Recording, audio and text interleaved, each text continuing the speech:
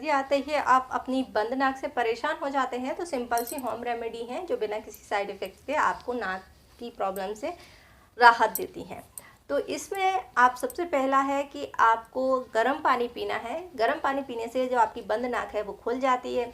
दूसरा है आप ब्लैक टी पी सकते हैं, ग्रीन टी पी सकते हैं, या फिर आप चाय या कॉफ़ी भी पी सकते हैं। इसके अलावा आप पी सकते हैं कोई काढ़ा जिसमें अदरक की चाय भी इस्तेमाल की जा सकती है।